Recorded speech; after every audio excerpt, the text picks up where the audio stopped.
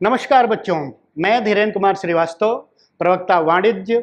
आज बही खाता तथा लेखा शास्त्र के अंतर्गत प्रथम अध्याय सामान्य परिचय के अंतर्गत अंतिम भाग का अध्ययन करेंगे। तो बच्चों, इस अंतिम भाग में चैप्टर 1 में आपका स्वागत है। इसके अंतर्गत हम लोग साझेदारों के खाते जो फर्म में बनते हैं उनका अध्ययन करेंगे। पिछले भाग में हम लोगों ने साझेदारी के बारे में पढ़ा कि साझेदारी का अर्थ क्या होता है, साझेदार किसे कहते हैं, फर्म किसे कहते हैं, तथा इसके बाद साझेदारी की विशेषताएं क्या होती हैं, साझेदारी संलेख क्या होता है, साझेदारी संलेख के अभाव में कौन कौन से नियम लागू होते हैं। इसके बाद हम लोगों ने पढ़ा कि लाभ हानि का विभाजन कैसे होता है और लाभ हानि विभाजन के लिए लाभ हानि नियोजन खाता कैसे बनता है, डेबिट में कौन कौन से आइटम आते हैं, क्रेडिट में कौन कौन से आइटम आते हैं और उनकी जर्नल एंट्री कैसे होती है। तो उसी के सिलसिले में आज हम आगे बढ़ेंगे और लाभ हानि नियोजन खाते के बाद हम ये देखेंगे कि साझेदारों के कौन कौन से खाते फर्म में बनते हैं।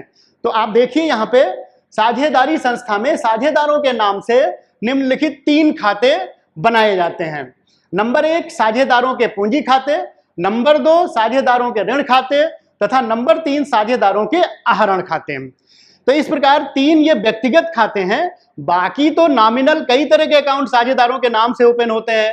साझेदारों के सैलरी अकाउंट ओपन होता है, साझेदारों का interest on drawing account open होता है, साझेदारों का interest on capital account open होता है, साझेदारों का कमीशन अकाउंट ओपन होता है। तो इस तरीके से नॉमिनल में कई अकाउंट ओपन होते हैं। लेकिन आपको पता है बच्चों कि नॉमिनल अकाउंट का जो बैलेंस होता है वो फाइनली लास्ट ईयर के लास्ट में क्लोज हो जाता है। वो सीधे जाकर के प्रॉफिट एंड लॉस अकाउंट या profit and loss appropriation account में ट्रांसफर होकर के वो क्लोज हो जाता है।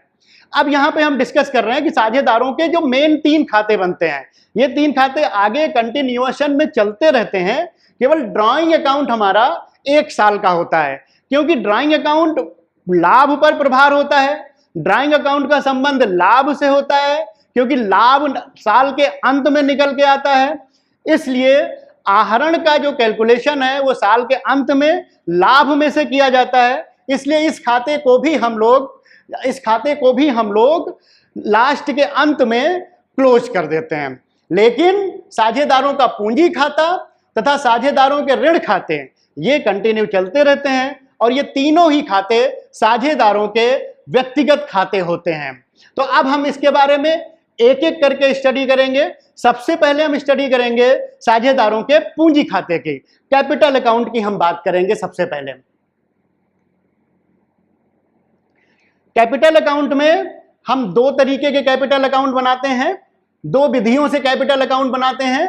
वो दोनों विधियां हैं स्थायी पूंजी खाते विधि और दूसरी विधि है हमारी परिवर्तनशील पूंजी खाते विधि।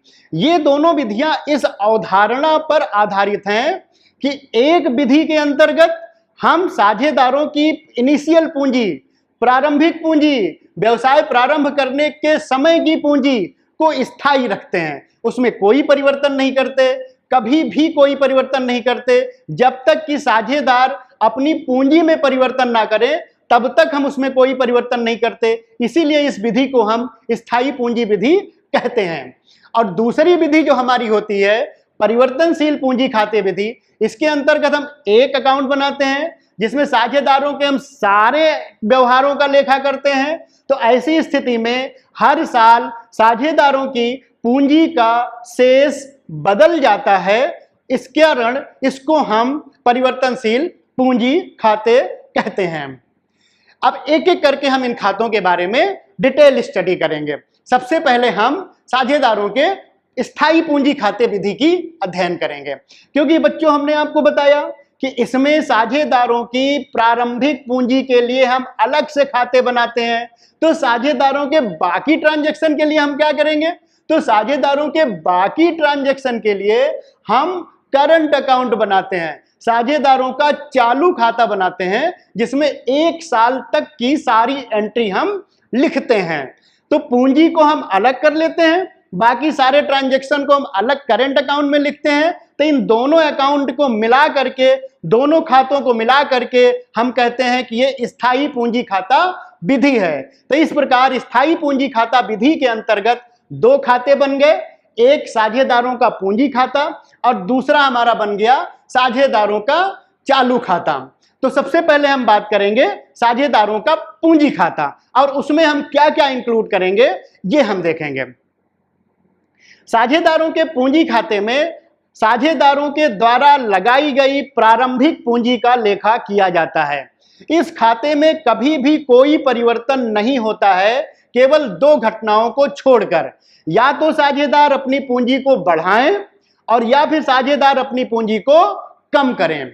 इन दोनों घटनाओं के अलावा बाकी और कोई भी व्यवहार और कोई भी ट्रांजैक्शन जो साझेदारों से बिलोंग करता है, जो साझेदारों से रिलेटेड है, उसका कोई भी लेखा इसमें नहीं किया जाता है। तो कुल मिलाकर के तीन तरह का ट्रांजैक्शन इसमें हम लिखते हैं।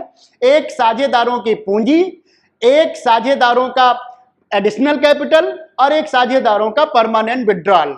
परमानेंट विड्रॉल और ड्राइंग दो सिचुएशन यहां पर होती है। ड्राइंग जो होती है वो पर्सनल यूज होता है, साझेदार अपने निजी जरूरतों के लिए पैसा निकालता है। परमानेंट विड्रॉल एक समायोजन होता है, पूंजी का समायोजन होता है, जिसमें साझेदार अपनी पूंजी को कम करता है और ये कमी हमेशा के लिए की जाती है। लेकिन ड्राइंग जो होता है वो लाभ पर प्रभार होता है, उसकी नई निजी जरूरतों के लिए होता है। ड्राइंग से पूंजी की कमी नहीं मानी जाती है, इसलिए ड्राइंग को यहां पर नहीं इंडिकेट किया गया है। ड्राइंग करंट अकाउंट में जाएगा और वो लाभ में से माइनस होगा। तो यहां पर देखिए बच्चों, यहां पर लिखा हुआ है बाई बैलेंस बीडी। हम फॉर्मेट की स्टडी करते हैं।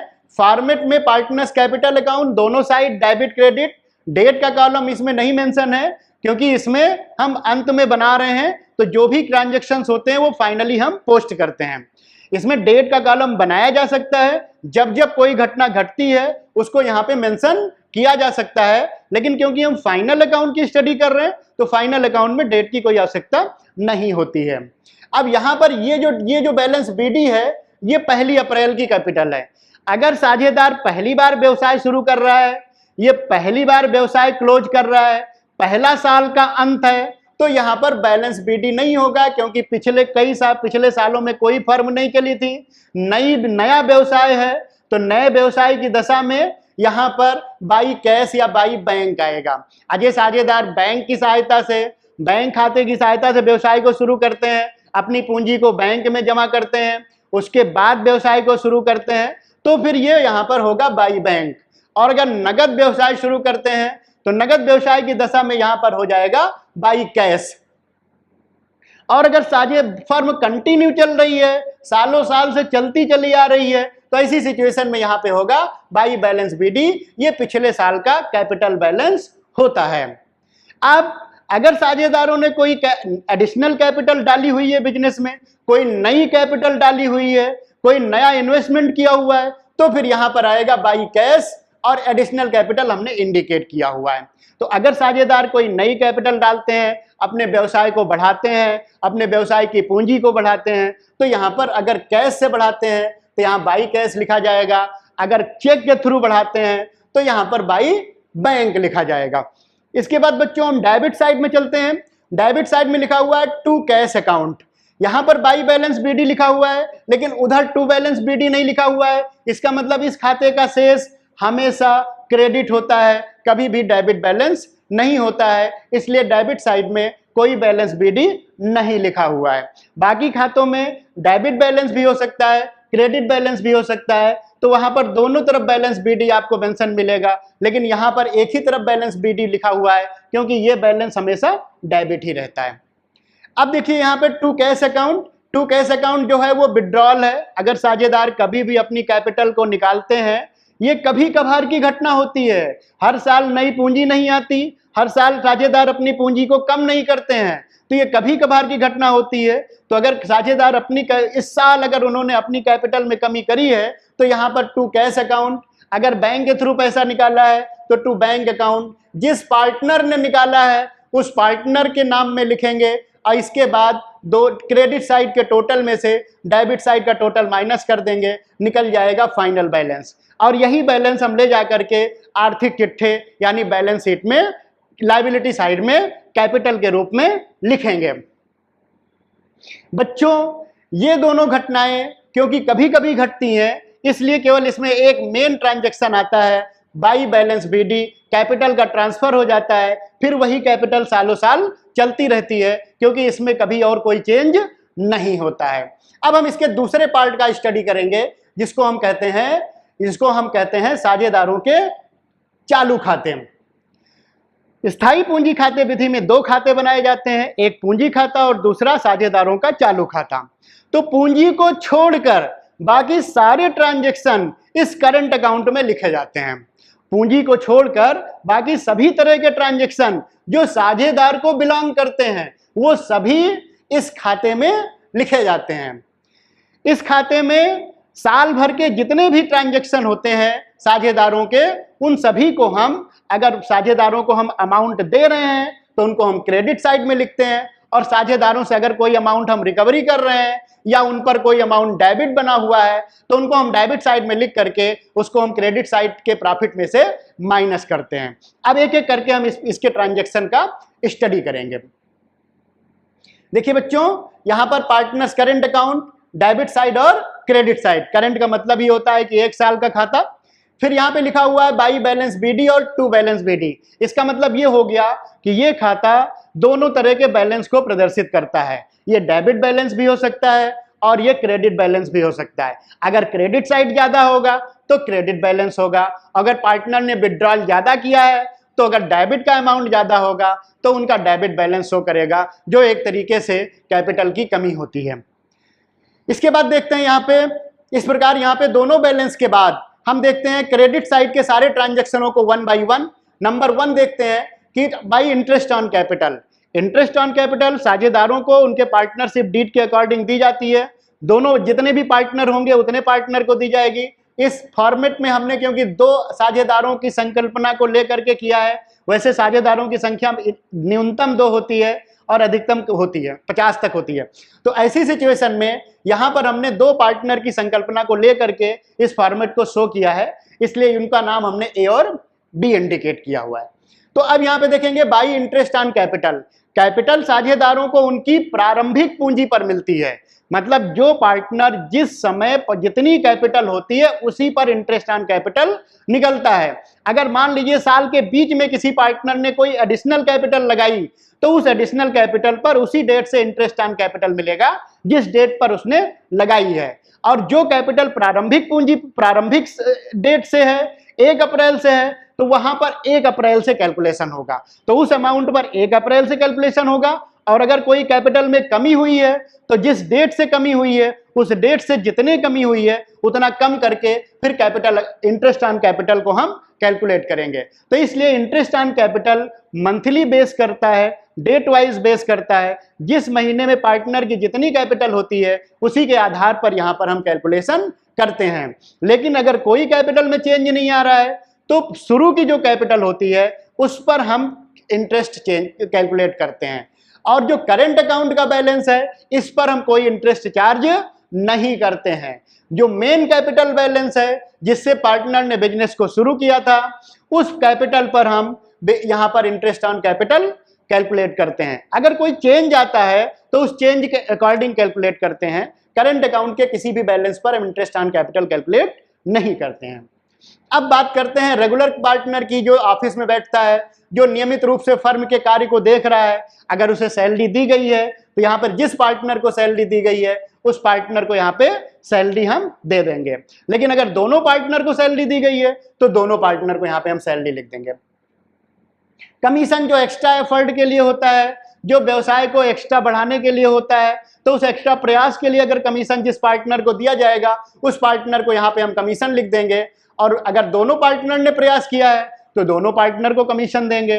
कमीशन का कैलकुलेशन लाभ पर होता है या विक्रय पर होता है। लाभ पर होता है तो लाभ पर कैलकुलेट करके यहाँ पर लिखेंगे, विक्रय पर होता है तो विक्रय पर कैलकुलेट करके यहाँ पर लिखेंगे, जिसके बारे में हम लोग एप्रोप्रिएशन अकाउंट बनाते समय डिस्कस कर चुके हैं। इसके बाद ये डिविजिबल प्रॉफिट है। डिविजिबल प्रॉफिट यहाँ पे by profit and loss appropriation account का बचा हुआ पार्ट है, जो साझेदारों को उनका interest on capital, salary, commission, bonus इत्यादि देने के बाद जो प्रॉफिट बच जाता है उसको हम विभाज्य लाभ कहते हैं, डिविजिबल प्रॉफिट कहते हैं, और इसे हम उनके प्रॉफिट शेयरिंग रेशियो में डिवाइड करके पार्टनर्स को डिवाइड कर देते हैं। तो इस तरीके से ये क्रेडिट साइड के आइटम्स है। क्रेडिट साइड के आइटम का हम टोटल कर लेते हैं। अब आप आइए डेबिट साइड का एनालिसिस करते हैं। डेबिट साइड में पहला जो है आइटम लिखा हुआ है टू बैलेंस बीडी। तो टू बैलेंस बीडी के बारे में हम आपको पहले ही बता चुके हैं कि या तो करंट अकाउंट का बैलेंस डेबिट हो सकता है या करंट अकाउंट का बैलेंस क्रेडिट हो सकता है। दूसरी चीज हम आपको यह भी बताना चाहेंगे कि अगर व्यवसाय ने पहली बार फर्म को शुरू किया है तो ये करंट अकाउंट का बैलेंस यहां पर नहीं होगा। या फिर कैपिटल की विधि चेंज करी है, मान लो पहले परिवर्तनशील रही, बाद में स्थायी पूंजी विधि किया, तो भी यहां पर करंट अकाउंट का, क्योंकि करंट अकाउंट पहली बार ओपन हो रहा है इसलिए यहां पर कोई भी पुराना बैलेंस नहीं होगा। तो ये बैलेंस बीडी और आपका डेबिट क्रेडिट में से कोई भी बैलेंस नहीं इंडिकेट होगा। इसके बाद फिर देखेंगे ड्राइंग, उनका पर्सनल यूज होता है, जो प्रॉफिट पर चार्ज होता है इसलिए उसको यहां दिखाते हैं, उस अकाउंट पहले वाले अकाउंट में दिखाने की कोई जरूरत नहीं होती है। दूसरा इंटरेस्ट ऑन ड्राइंग पे कैलकुलेट होता है, तो उसको भी हम मंथ के आधार पर कैलकुलेट करके जब जिस मंथ में पार्टनर अपने पर्सनल यूज के लिए अमाउंट लेकर के गया है उसी मंथ और अमाउंट को बेस मान करके हम इंटरेस्ट ऑन ड्राइंग का कैलकुलेशन करते हैं। तो इंटरेस्ट ऑन ड्राइंग जो भी हम कैलकुलेट करते हैं उसका टोटल पार्टनर वाइज यहां पर हम लिख देते हैं। अंत में लिखा हुआ है प्रॉफिट एंड लॉस अकाउंट। अगर साझेदारों के फर्म में व्यवसाय में किसी भी तरीके से लॉस होता है तो वो लॉस हम सीधे प्रॉफिट एंड लॉस अकाउंट में ही डिवाइड कर देते हैं पार्टनर को उनके प्रॉफिट शेयरिंग रेशियो में, और सीधे उनके कैपिटल अकाउंट में ला करके पोस्ट कर देते हैं। उस केस में हमारा profit and loss appropriation account नहीं बनता है। अंत में क्रेडिट साइड के टोटल में से डेबिट साइड का टोटल माइनस कर देंगे। माइनस करने के बाद जो बैलेंस आएगा वो बैलेंस हम कहलाएंगे टू बैलेंस सीडी, और ये करंट अकाउंट का बैलेंस होगा। इसे ले जाकर के हम बैलेंस शीट में लायबिलिटी साइड में लिखेंगे। तो दोनों तरह का बैलेंस हम वहां पर लिखेंगे, एक कैपिटल का बैलेंस लिखेंगे, कैपिटल ए और बी, फिर दोबारा पार्टनर का करंट अकाउंट का बैलेंस लिखेंगे ए और बी। तो इस तरीके से इस विधि में दो खाते होंगे, दोनों खातों का बैलेंस हम बैलेंस शीट में लायबिलिटी साइड में लिखेंगे। इसके बाद फिर हम आगे बात करेंगे अगली विधि की, जिसको हम बोल रहे हैं परिवर्तनशील पूंजी विधि। इसमें बच्चों केवल एक अकाउंट बनाया जाता है, वो आपका होता है पूंजी खाता। दो खाते नहीं बनाए जाते क्योंकि सभी तरह के ट्रांजैक्शन एक ही खाते में लिखे जाते हैं। तो इस प्रकार एक ही खाते में सिंगल अकाउंट में कैपिटल को भी हम लिखते हैं, अदर ट्रांजैक्शंस को भी लिखते हैं। इस यानी साझेदारों के समस्त ट्रांजैक्शन, साझेदारों से संबंधित सभी तरह के ट्रांजैक्शन हम एक सिंगल अकाउंट में लिखते हैं, जिसको हम कहते हैं पार्टनर्स कैपिटल अकाउंट। क्योंकि कैपिटल में हम अन्य ट्रांजैक्शन को भी इंक्लूड करते हैं, तो इसलिए पर ईयर इसका जो बैलेंस होता है वो चेंज हो जाता है, इसीलिए इसको हम परिवर्तनशील पूंजी खाता कहते हैं। अब इसमें हम देखेंगे अलग अलग analysis, debit side, credit side, partners capital account, particulars A B, particulars A B.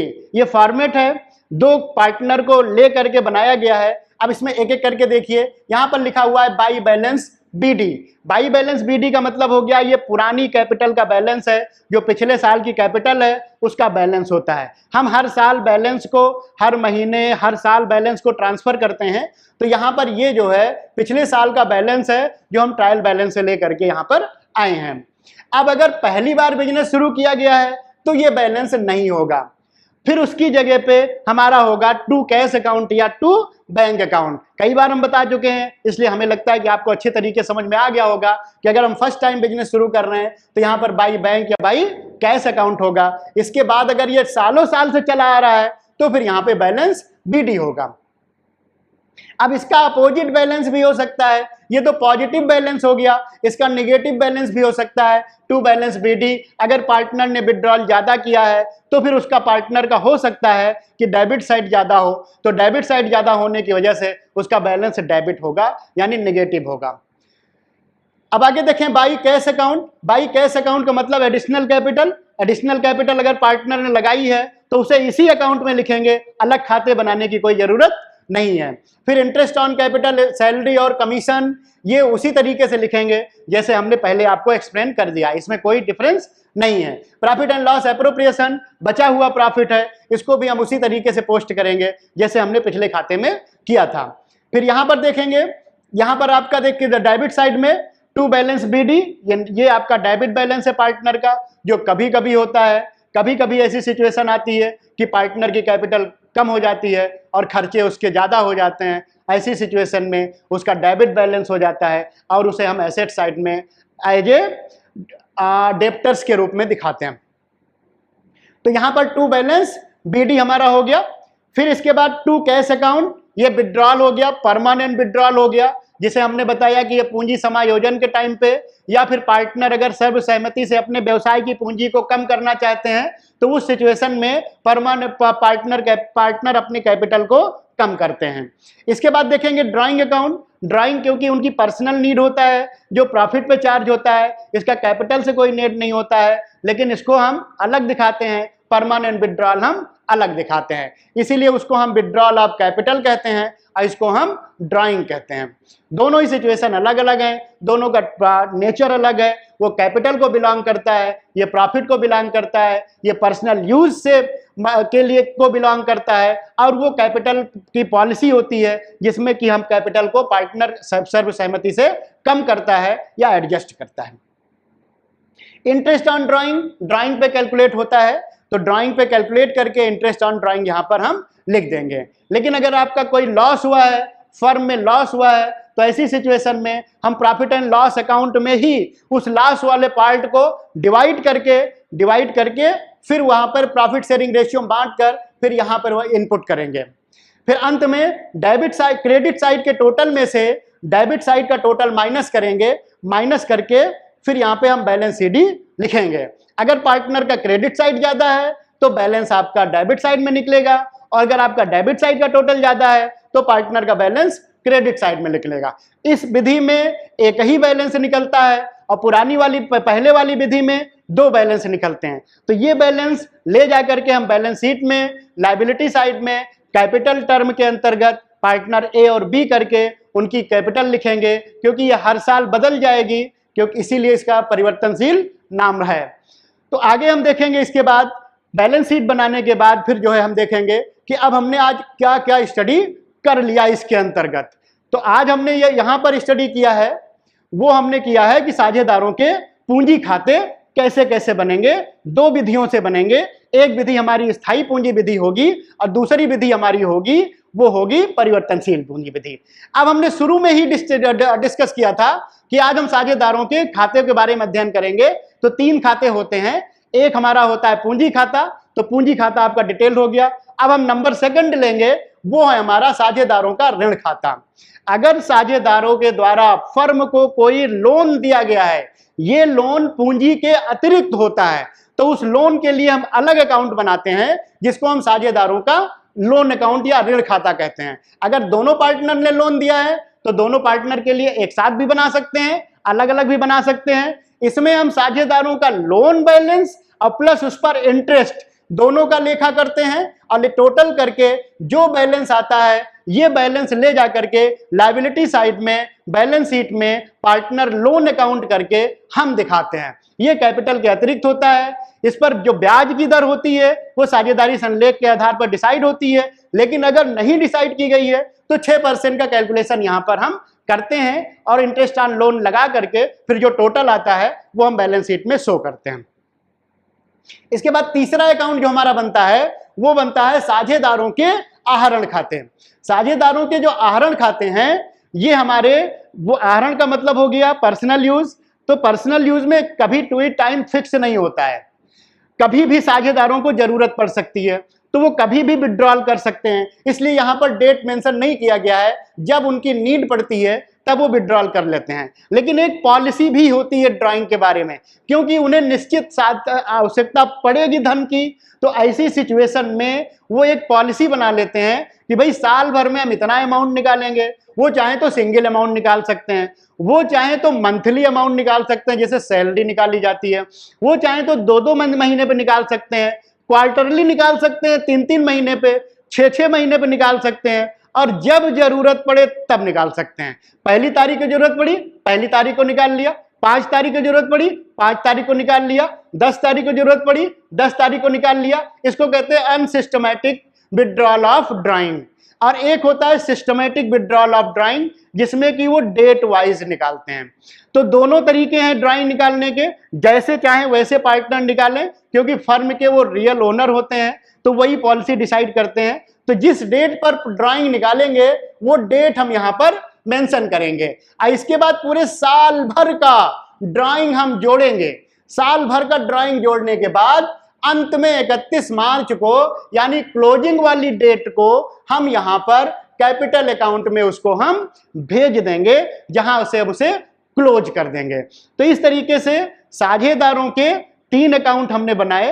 एक कैपिटल अकाउंट बना, दूसरा हमारा लोन अकाउंट बना, और तीसरा हमारा ड्राइंग अकाउंट बना। ड्राइंग अकाउंट भी 1 साल के बाद क्लोज हो जाता है, जो प्रॉफिट से एडजस्ट होता है। लेकिन लोन अकाउंट और कैपिटल अकाउंट ये कंटिन्यू चलते रहते हैं। लोन अकाउंट तब तक चलता है जब तक फर्म साझेदारों को उनके लोन का पेमेंट नहीं कर देती है, और कैपिटल अकाउंट कंटिन्यूअसली तब तक चलता है जब तक फर्म अपना बिजनेस करती है। तो इस तरीके से बच्चों आज हमने साझेदारों के खातों के बारे में डिटेल्ड स्टडी किया।